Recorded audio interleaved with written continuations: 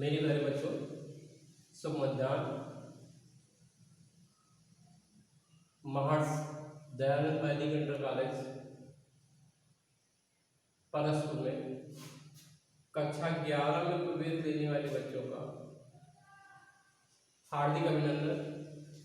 आप लोगों ने सफलता का एक पावदान पार कर लिया, सफलता की सीढ़ी पूरी कर ली। कक्षा 10 की परीक्षा उत्तीर्ण करने के बाद में अब आप लोगों को अनुभव हो गया होगा कि परीक्षा कैसे देनी है, पाठ्यक्रम में क्या पूछा जाता है, कैसे सारी चीज़ें।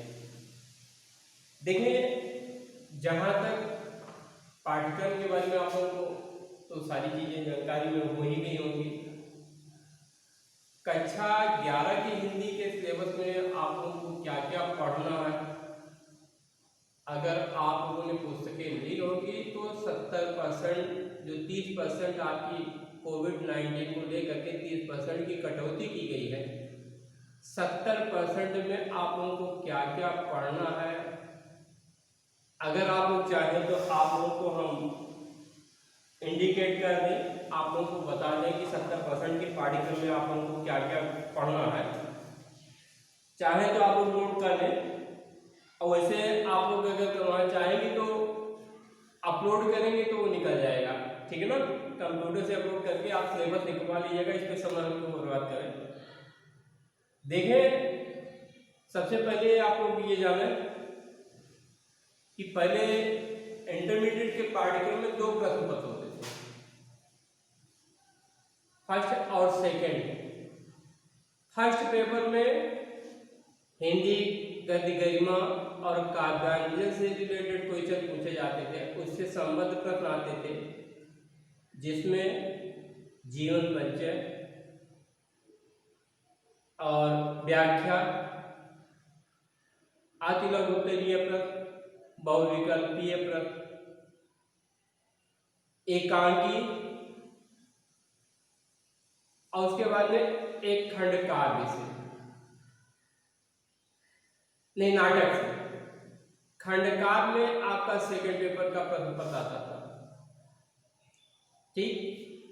सेकंड प्रश्न पत्र में आपका संस्कृत दीर्घिका, हिंदी व्याकरण, निबंध, प्रार्थना पत्र, और हिंदी व्याकरण से जो और क्वेश्चन होते थे, काठी, समानार्थी, पर्यायवाची,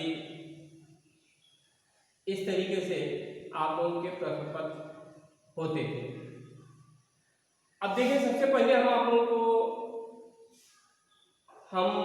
हिंदी गद्य साहित्य का इतिहास, पद्य साहित्य का इतिहास जो आप लोगों ने कक्षा 10 में पढ़ा था, कक्षा 10 के सिलेबस में जो चीजें आपने छोड़ी थी वो आपको इंटरमीडिएट के पाठ्यक्रम में अध्ययन करनी है। जैसे कक्षा 10 में आपने अध्ययन किया था, कक्षा 9 में आदिकाल, भक्तिकाल, फिर उसके बाद में कक्षा 10 में रीतकाल, आधुनिक काल, ठीक। उसके बाद में जो कुछ आपका अवशेष अंश है उसका अध्ययन आप लोगों को करना है हिंदी गद्य साहित्य के इतिहास में। जैसे अब आप अगर चाहें तो देख लें हिंदी गद्य साहित्य के इतिहास में आप लोगों को क्या क्या पढ़ना है। हिंदी गद्य साहित्य के इतिहास में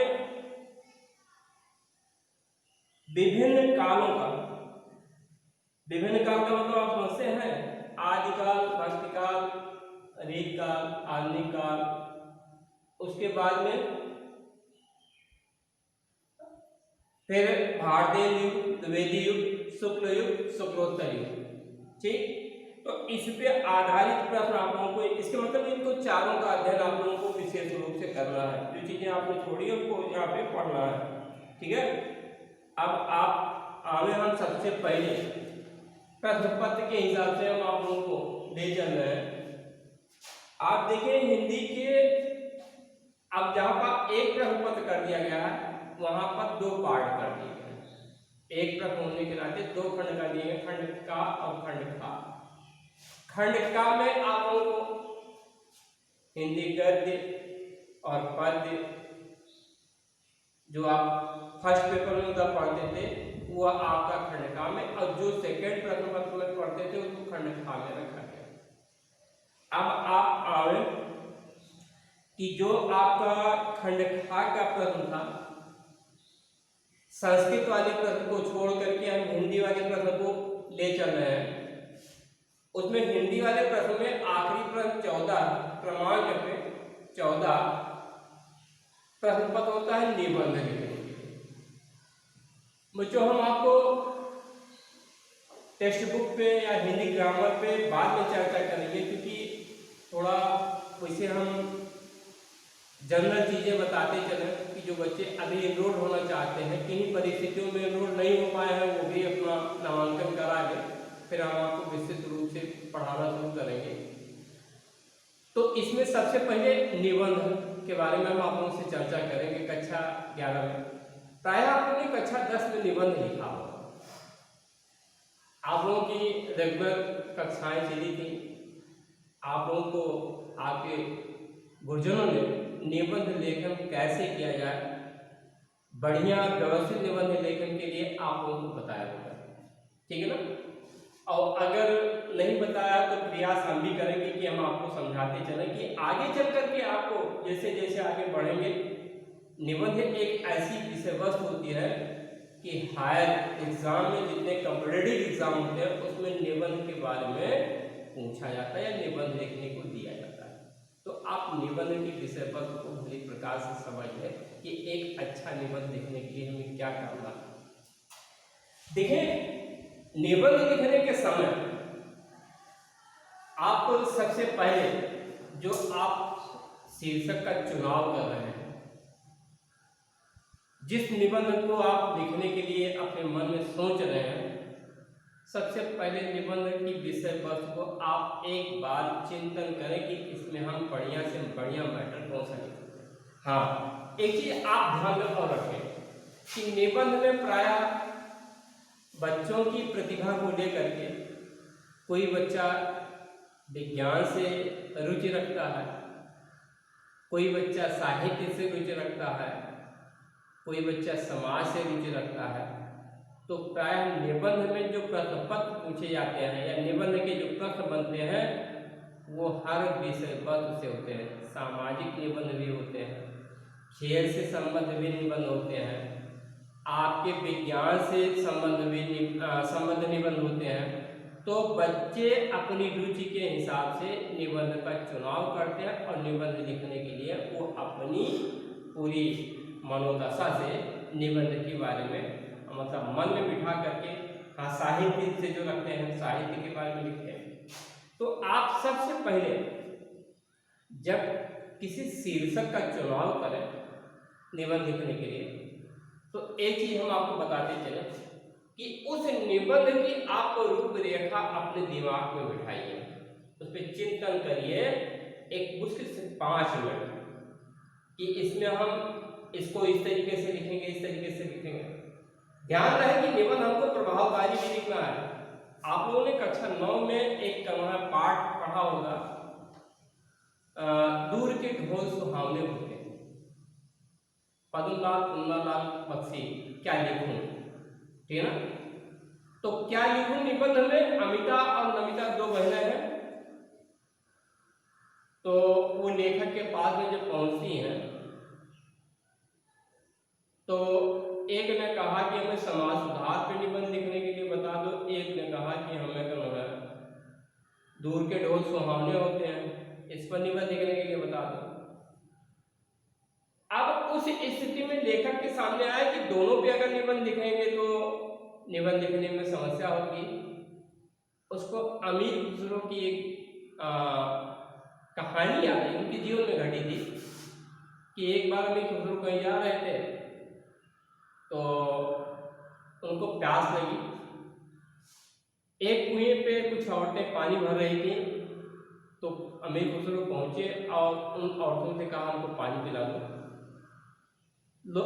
और चूंकि जब परिचय लिया उन्होंने तो ये पता लगे कि अमीर खुसरो है, तो स्त्रियां उनके बारे में पहले से सुन चुकी थी कि अमीर खुसरो कोई सामान्य प्रतिभा के व्यक्ति नहीं है, बहुमुखी प्रतिभा के व्यक्ति है। तो उन्होंने कहा कि हमें आप चारों लोगों ने कहा कि हमें एक कविता बना के सुना दीजिए। तो एक ने कहा खीर पे, एक ने कहा ढोल पे, एक ने कहा कि खीर पे, ढोल पर कुत्ता। और तो अब जब इस तरीके से लोगों ने रखा उनके सामने, तो उन्होंने 2 लाइनों में लिख करके तैयार कर दिया, खीर पकाई जतन से, चरखा दिया चला, आया कुत्ता खा गया तो बैठी दो बजा।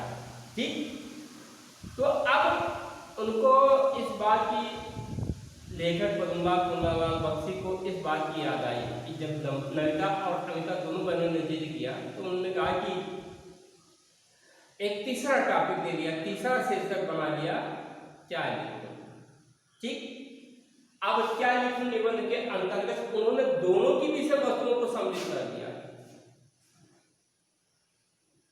उन्होंने इस पाठ में लिखा है कि जैसे खूंटी पर टांगने के लिए हेड की आवश्यकता होती है, नहीं मतलब हेड को टांगने के लिए खूंटी की आवश्यकता होती है, वहां पे हेड प्रमुख नहीं होती है, खूंटी प्रमुख होती है। ऐसे निबंध का चुनाव करते समय हमें टॉपिक नहीं, टॉपिक की विषय वस्तु, जो हमें शीर्षक मिला उसके अंतर्गत विषय वस्तु क्या रखा जाए, ये है हमारी मूलभूत। तो आप सबसे पहले शीर्षक का चुनाव करें और शीर्षक का चुनाव करने के बाद में, हाँ देखें बच्चों, निबंध आपके 2 तरीके से लिखे जाते हैं। एक तो जैसे जैसे आप आपने कक्षा 10 तक लिखा होगा निबंध, तो प्रायः आप सबसे पहले निबंध की रूपरेखा तैयार करते हैं, आउटलाइन जिसको आप अंग्रेजी में कहते हैं। रूपरेखा में निबंध की पूरी मतलब संरचना होती है कि निबंध को हम कैसे लिखेंगे। निबंध, रूपरेखा, रूपरेखा के बाद में इंट्रोडक्शन, प्रस्तावना, प्रस्तावना के तहत हमें जिन विचारों को प्रस्तुत करना है उसके लिए हमने उनमें प्रमुख पॉइंट का चुनाव कर लिया, मुख्य मतलब एक शीर्षक का चुनाव करके हेडिंग बना दिया, और हेडिंग बनाने के बाद में हमने क्या किया कि उसी को डिक्टेट कर दिया, उसी को व्याख्यायित करके उसी में अपनी विचारधारा को बांट दिया।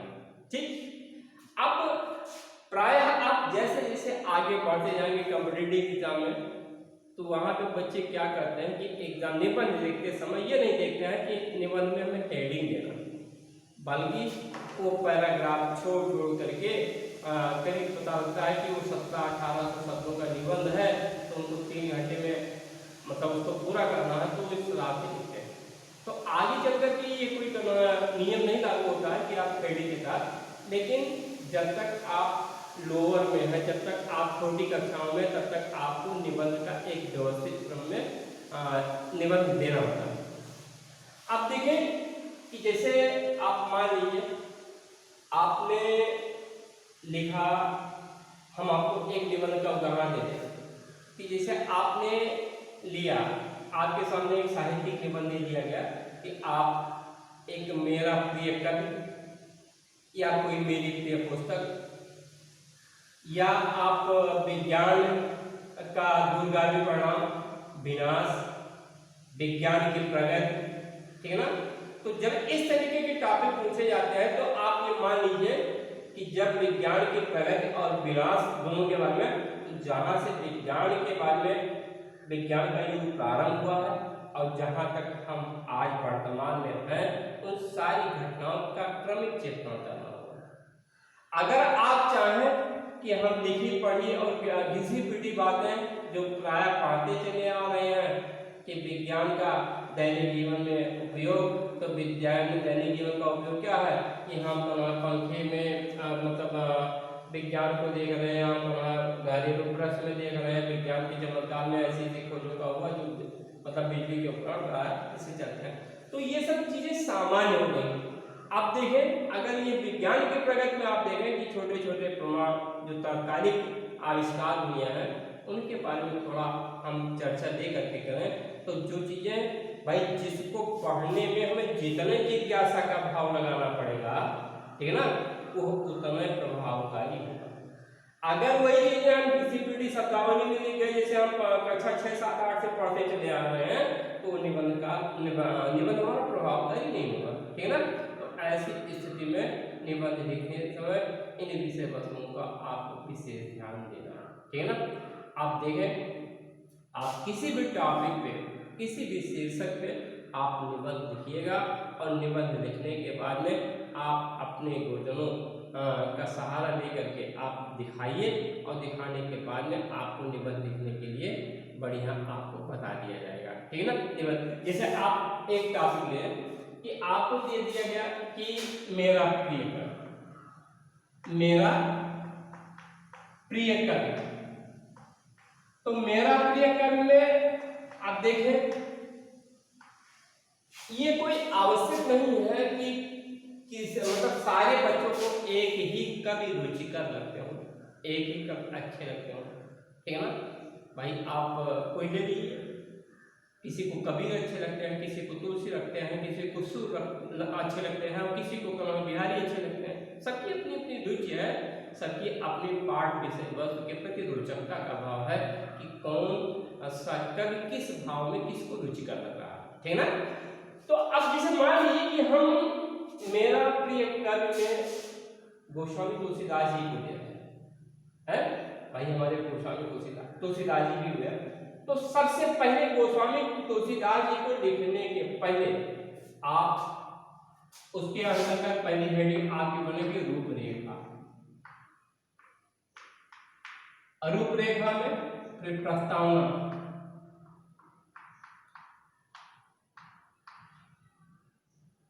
सामान्य परिचय,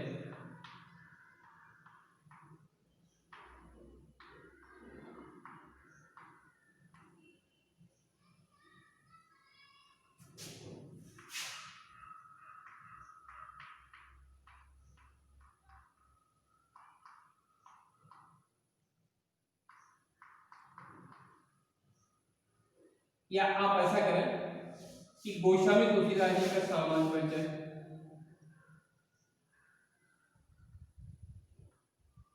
जीवन परिचय कर दीजिए,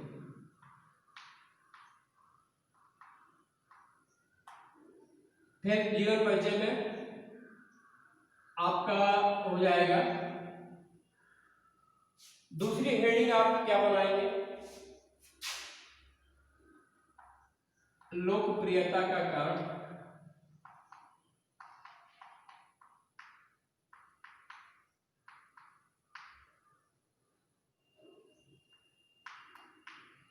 भाई कोई कवि अगर आपको रुचिकर लगा तो उसके कुछ मतलब विचार ऐसे होंगे कि जो जिन विचारों से आप अपने विचारों को जोड़ करके आपको रुचिकर लगे, ठीक है। लोकप्रियता का कारण, आप इसके अंतर्गत आप चाहें तो कई हेडिंग दे सकते हैं, भाषा का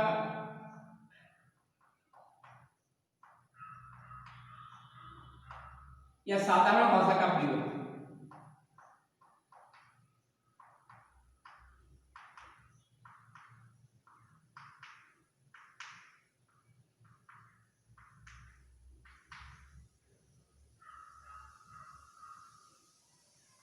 समाज की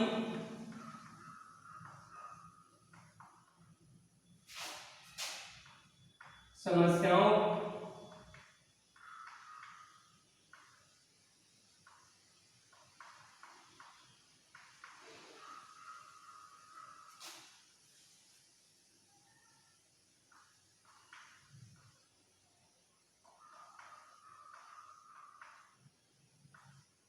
समाज की समस्याओं पर ध्यानाकर्षण। उसके बाद में इसी तरीके से आप हेडिंग बनाकर बनाते जाए और बनाते हुए तो इसमें आपकी पहली हेडिंग, दूसरी हेडिंग, तीसरी हेडिंग, चौथी हेडिंग, चौथी में,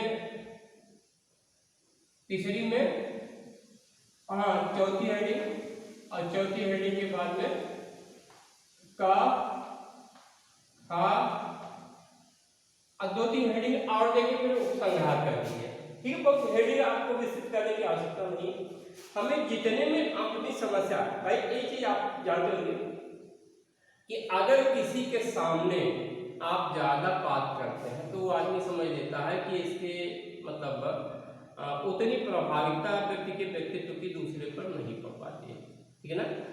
ऐसे निबंध लिखते समय जितने कम शब्दों में, भाई जो आपकी शब्द सीमा निबंध की रखी जाती है, उतने शब्दों में हम प्रभावकारी शब्दों को व्यवस्थित क्रम में प्रस्तुत कर दें, यह आपकी विशेषता है, लेखन की विशेषता है। और जब इसको ध्यान में रखते हुए कोई आप निबंध लिखेंगे तो आपका निबंध निश्चित है कि वो आपका निबंध प्रभावकारी होगा। जैसे आप उदाहरण के लिए कि आप प्रस्तावना देते हैं, तो प्रस्तावना में आप क्या लिखेंगे? प्रस्तावना में भक्ति काल के कवि संत शिरोमण गोस्वामी तुलसीदास जिन्हें अपनी मतलब अलौकिक रचना रामचरितमानस के द्वारा जो समाज को एक नई दिशा दी, समाज को एक नया रूप दिया, कि जिसका अनुकरण करके हम आज समाज में एक व्यवस्थित जीवन जीने की शैली को सीख लेते हैं या शैली को हम समझते हैं, हाँ शैली को समझते हैं। और इस प्रकार जब हम उसको एक प्रभावकारी ढंग से लिखेंगे तो निश्चित है वो निबंध आपका व्यवस्थित होगा।